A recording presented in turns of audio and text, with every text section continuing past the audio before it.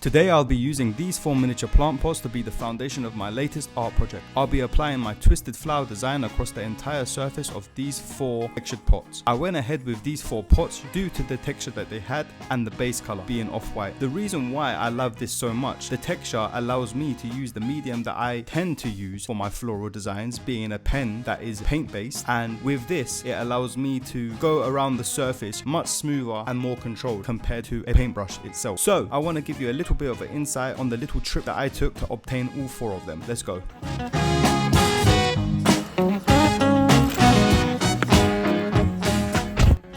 See, I like this.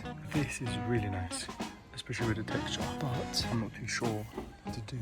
I'm gonna get these, but I'm gonna get 4 of these, and then each one is gonna have a different design on it. Well, it's the same design, but in a different variation. Got the goods, got the goods, got the goods. I need to go to Hobbycraft. Oh, hopefully that doesn't damage anything.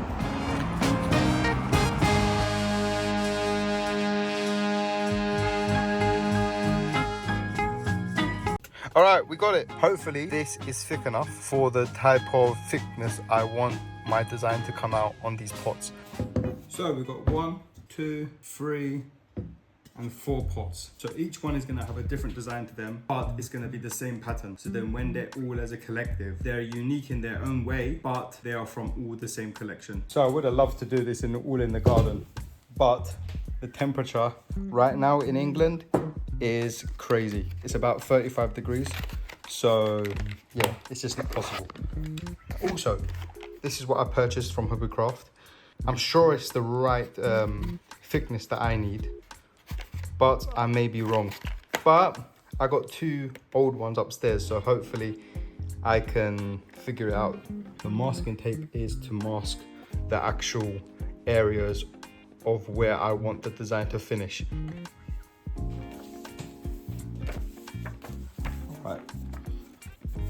Alright, since it's like an oval shape, that's basically the gist of it.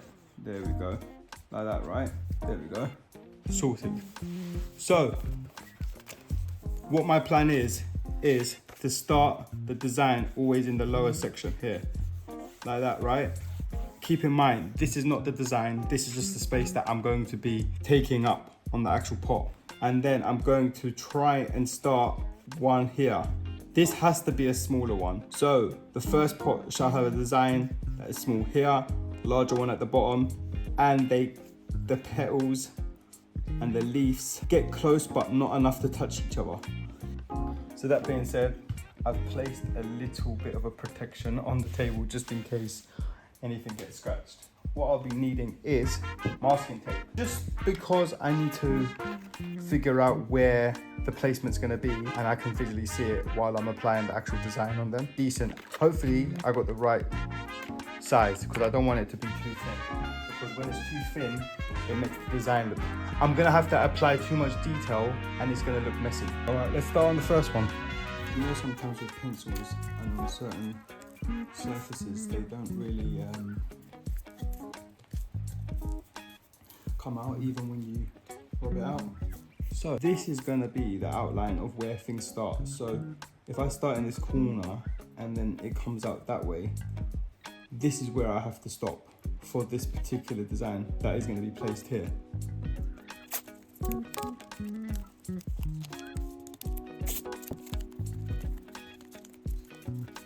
So now that's completed. This is the first one. I'm not going to record all the other ones just because it is pointless, but you're going to get the gist of what the actual planning of it all is. All sorted, all 4 of them are done. Now it is time to apply the design. Wish me luck. Hopefully these are the correct size. Actually, let's open them right now. Oh gosh, it's always difficult, isn't it? These are the 2 that I'll be using.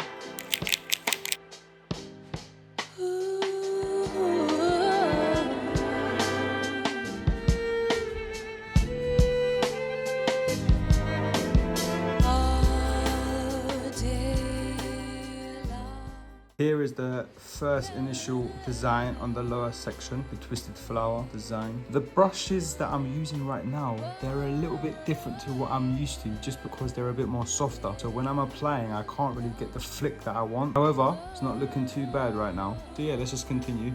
What I need to do is let this dry off. As you can see, certain areas are still wet. Let it dry off and then I can go on to the next section, just because I don't want it to smudge.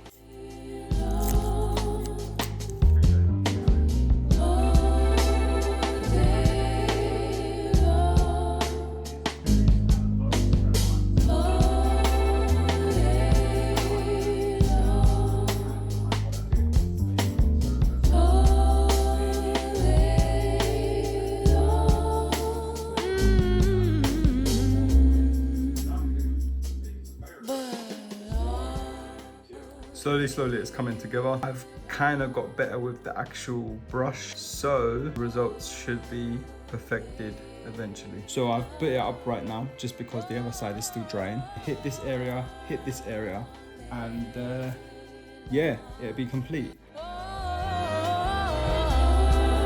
So we're nearly all dry at the top part. I'm gonna take my time just because I don't want this situation happening again.